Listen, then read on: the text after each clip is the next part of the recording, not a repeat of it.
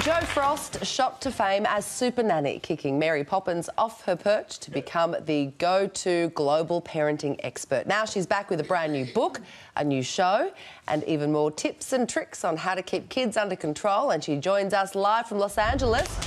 Jo Frost, welcome to Studio 10. Hi. You are a saviour for parents everywhere. I don't know how you do it, watching your shows, dealing with those kids when they're throwing tantrums. How do you get through it? How do you put up with it?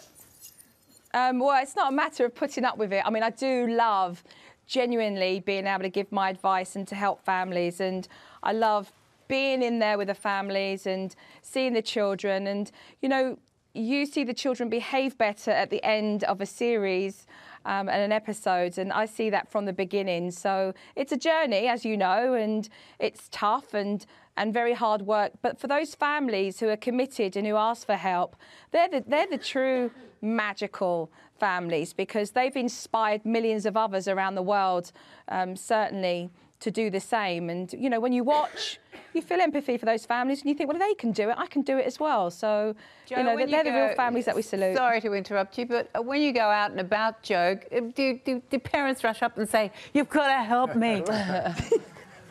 Yes. Yeah, they do. Yeah.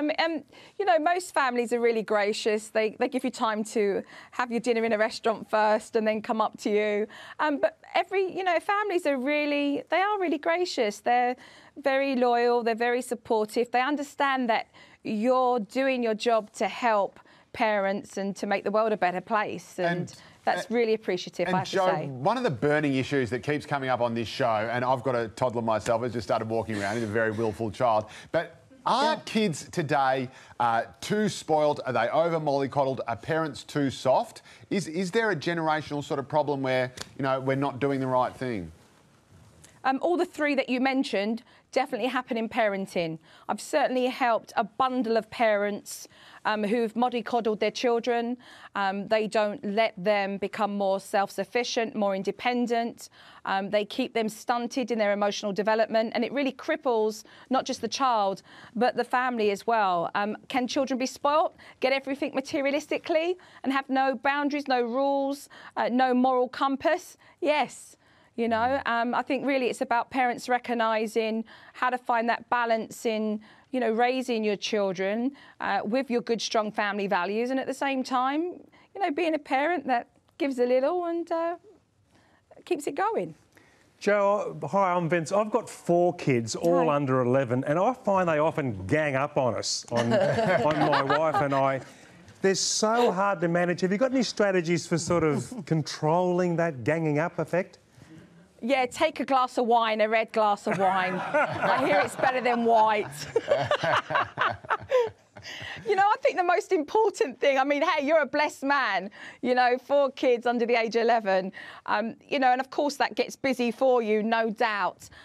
It's about listening, it's about communication. So kids at that age, they want to feel heard. It's important for them to feel validated.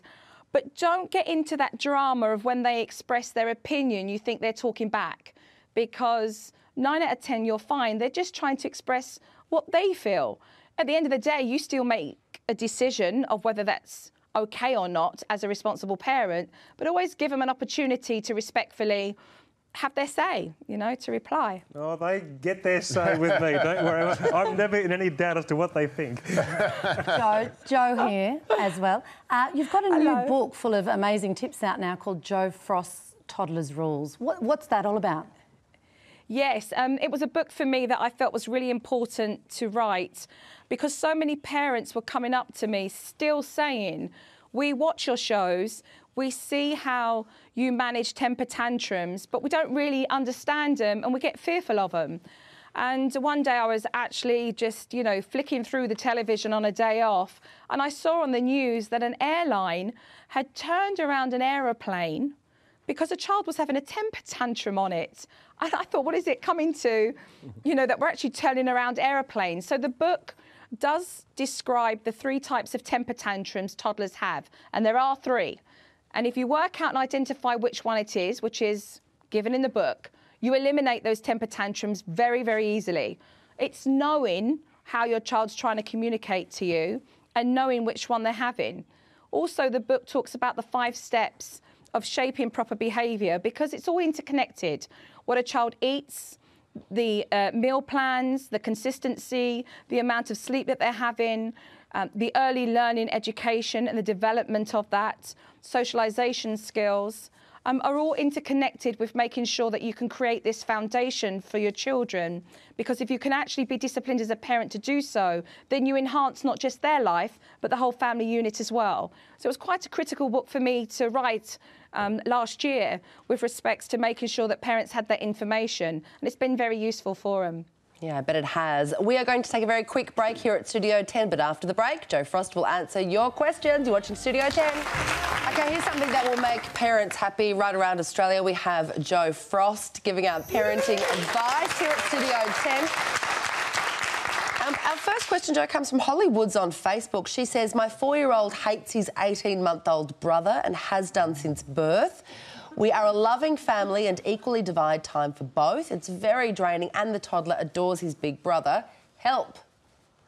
Wow. It's a harsh word to use. It's a harsh word, hate. Maybe he doesn't like him at times. Maybe the 18-month-old sometimes gets into the 4-year-old's business as far as trying to play, and he wants a part of that. Maybe the individual time is all very well, but actually staying connected as a family and doing and playing together will bring that family together better and develop their sibling relationship. And also be mindful as parents with respects to turning around and saying, well, we've got to do this first for the young one. We've got to do this for the baby first. Otherwise, it always looks like the younger one is taking precedent. So I appreciate that this family takes separate time to build their own relationships with their children still, but it's about staying connected as a family and actually doing things together so they can bond the relationship between the two, because that's what it's going to take. The more experiences that they have that are fun, the more the older brother can actually have a better relationship with, you know, his younger brother. Excellent advice. Also, Jo, one of our hosts is away today. She's taking her kids to their first day of school, but she has a little bit of a problem that she wanted your help with. Can you have a listen to this? I cannot believe I am missing you today. I could have 2.5 hours worth of questions, the entire show to ask you, but I've got 2 pressing ones. How do I get my eldest daughter, she's aged 8, out of our bed at night? She comes into our bed every night. I need help. Now, the second question, my youngest daughter, when I try and get cross and shout at her, she just laughs and thinks it's hilarious. I need your help. Please help me. Righto. Oh, really, really relatable. I don't know if you're going to like what I'm going to tell you, but you know I'm going to tell you the truth anyway. It takes work. And you've got to follow through and you've got to execute the stay in bed technique with your 8-year-old. And make sure that you follow through on that. Otherwise, every time your child ends up back in your bed, you're basically teaching them it's okay to do that. But what I would do is look at the time that you are spending with your 8-year-old when you're not at work, and look at the time that you can have that's not quantity but quality. Because normally that's when children want to get those cuddles and they want that affection, is when actually it's night time and everything's quiet and they can snuggle up. So I'd be really mindful of that with your 8-year-old, because she is old enough to understand now, and we do want her to feel a sense of emotional maturity in being able to self-soothe, which is incredibly important. The other that every parent can relate to is diffusing tempers by laughing. That's what children do. They laugh. So that if I don't take you seriously, maybe you'll laugh as well. And I can bet you have laughed at one stage or another in the beginning of telling off your child. And then when they started to continue laughing, you started to get really angry. So now they know that it becomes a power play between the pair of you. So stipulate by giving one warning, follow through with necessary consequences and timeouts, and don't get yourself wrapped up in that drama where there's a power play between you and your child. You're the adult. You're the adult. You know, so you're the one who's got to step up. Nice. Jo Frost, you have been so generous with your time. Thank you so much for coming on to our show at Studio 10. Next time you're in Australia, please come and Appreciate visit it. us. In the meantime, you can go grab Jo's Thank new you. book, Jo Frost's Toddler Rules, and her new TV show is coming out very soon. Thanks again.